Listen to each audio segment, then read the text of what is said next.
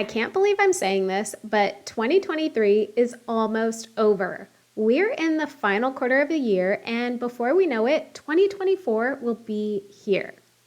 While we still have over 2 months before the new year, the time to start planning next year's goals is right now.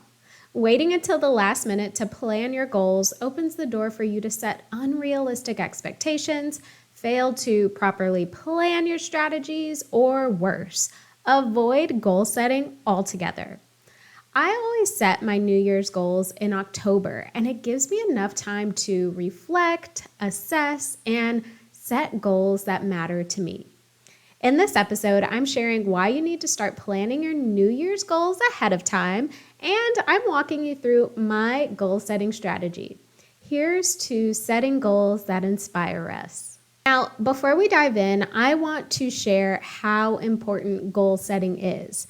Whether you are setting goals for your finances, your health, your career, your business, or any other area of life, doing so is critical to your personal and professional development.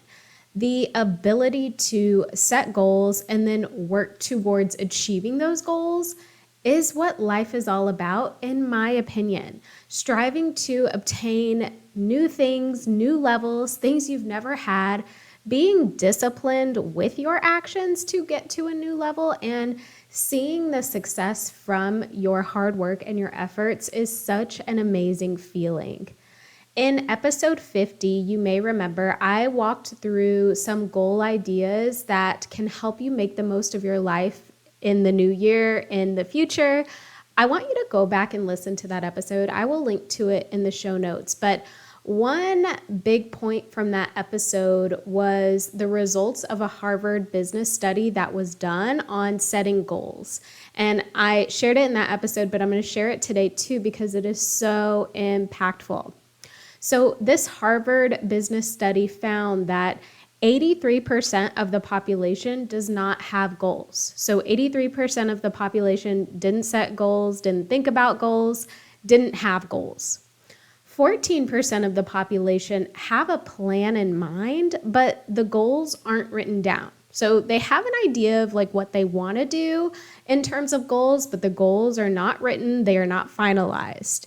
And then 3%, the remaining 3% of the population had goals that were actually written down. So that part one. Part two, the study found that the 14% of the population who had goals but didn't have them written down, so the goals were kind of in their mind, they were 10 times more successful than those who didn't have goals, period. But what's even crazier is the 3% of the population with the goals that were actually written down and finalized were 3 times more successful than the 14% with the unwritten goals. Okay, so that is like triple times the success just for having goals, but even more success for having those goals written down. So if you do not believe in the power of setting goals, or if you didn't before I just shared that study with you, I hope that now you are a believer. For me personally, I have been setting goals and resolutions for myself and my business for as long as I can remember. Even in college, I would set New Year's goals and resolutions. I found, it's so funny, I found a note. It was from 2009. It was 2009 New Year's goals, and it had like some goals or resolutions that I had for the new year. And I chuckled because some of the things that were on that list are just so fitting for a 21-year-old.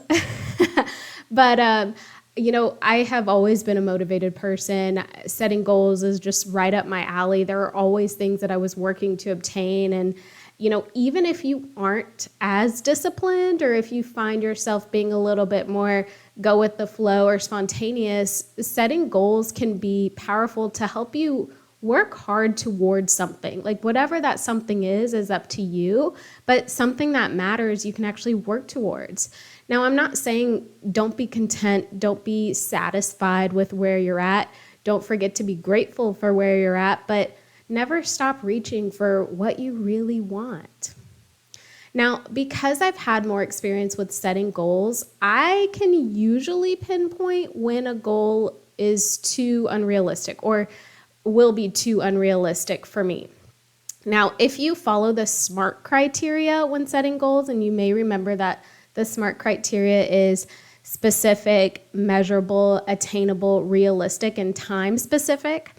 When you follow, or if you follow that criteria, you will know that unrealistic goals are not good. I mean, don't get me wrong. It is wonderful to dream big, but not so much to the point where when you're setting a goal, you can't actually achieve it, right? If you set a goal that is too unattainable, too unrealistic, you're not going to feel the oomph and the momentum and the pride that comes with working towards something that you actually can accomplish. Now, nothing is saying that you shouldn't dream big and, shoot for the moon and you land amongst the stars, right? But in terms of actually setting goals, there is something beneficial about achieving goals, right? So even if your true end goal is way, way further out, you can set milestone goals to help you move in that direction. So if you're anything like me, you have a lot of things you want to accomplish. And there's nothing wrong with this. But when you have too many things taking your time and focus, it's easy for all of the things to fall by the wayside, right? It's like you're spinning 10 plates and you're giving 10% energy to each of the 10 plates. You are, one, running the risk of prolonging reaching any of the goals, right? Number one. Number two, you run the risk of a plate dropping and then everything crashing. So if you set too many goals for yourself than you have time or energy to work for, you may not end up actually reaching those goals. So then you may be wondering, okay, Rhea, well, what's the magic number of goals I should have for my finances, my health, my career, my business, or any other area of my life?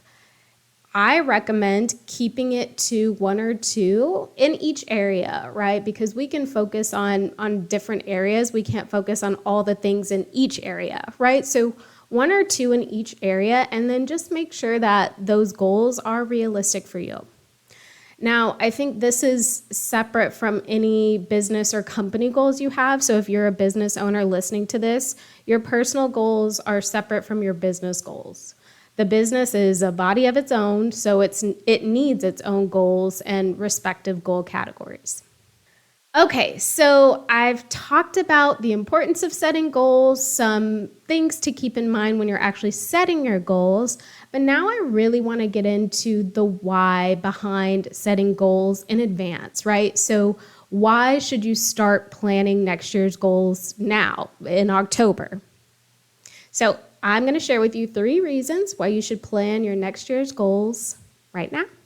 Okay, the first reason why you should start planning your next year's goals right now is when you plan your next year's goals a month or 2 in advance, it actually gives you time to think through the actions you need to take and the to-do tasks that you'll need to implement to reach the goal before the new year starts, right? Like, don't wait until January 1st to say, okay, this is what I want to accomplish. What do I need to do?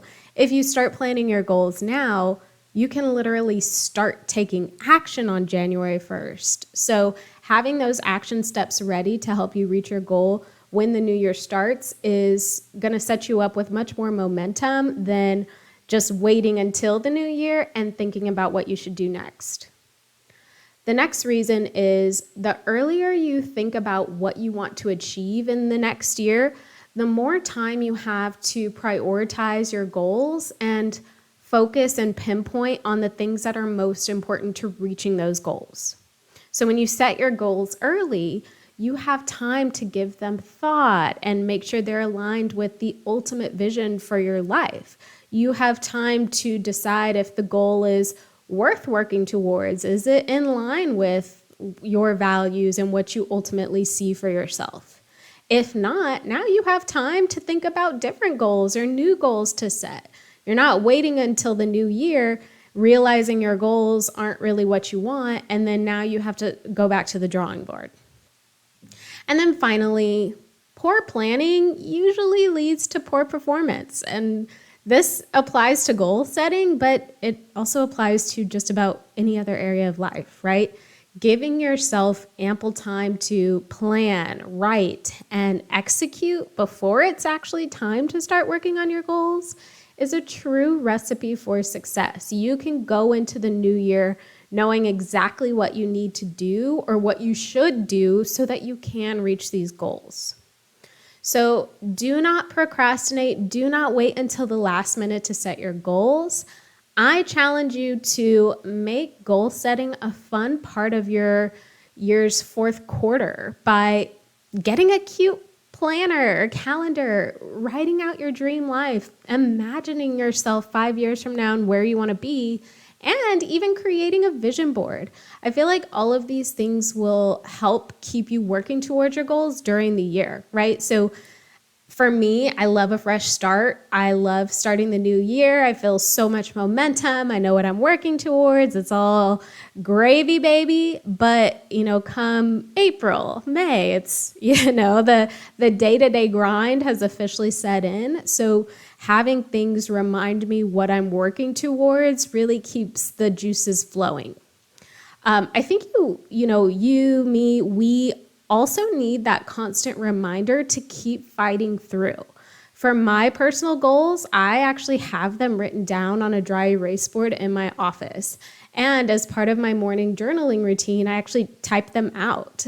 So I am always doing things to keep my personal goals like front and center so I don't lose sight of them. And I do the same for my business goals. For my business goals, I actually keep them in Asana and in my OneNote. So I use OneNote every day. I have a daily to-do template, and part of that template is my business goals. So I always know what I'm working towards. All right, so we have talked about the importance of goal setting, why you should plan your goals early. Now I want to leave you with my goal setting strategy. So first, I'm going to walk you through what the strategy is, and then I'm going to share 2 different examples of that strategy in terms of goals. So you're going to get the strategy, then you're going to get 2 examples so that you can make sure you understand, and then hopefully you can use this strategy or something similar to set your goals for the new year. So the goal strategy is this. Think about what you want to achieve in the next year. So what you want to achieve for 2024. Focusing on 2 to 4 main goals for your personal development and 2 to 4 main goals for your business. So keep in mind, we don't want to overdo it. 2 to 4 main goals for personal, 2 to 4 main goals for your business. And remember, the more goals you set, the more you run the risk of focusing on too many things that never get achieved. So focus on the most important things. But once you have those 2 to 4 main goals set, I want you to break those 2 to 4 main goals down into 90-day milestones.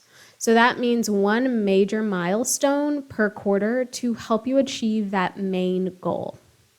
From there, break that 90-day milestone or that quarterly milestone into daily, weekly, or monthly tasks and to-dos. And then track the daily and weekly tasks and to-dos to ensure that you're completing them. Okay? So we start high level with the main goal for the year. We break that goal down into 90-day milestones. 1 major milestone per quarter is ideal. We break that major milestone down into daily, weekly, or monthly tasks and to-dos. And then we track our progress for the daily and weekly tasks and to-dos to make sure we're actually doing them. So let's put this strategy to work. Here's an example. Let's say your primary goal for 2024 is to save $5,000. So to save $5,000 for the entire year, break that down into quarterly milestones. That means $1,250, so $1,250 saved per quarter. $1,250 saved per quarter means saving about $417 a month.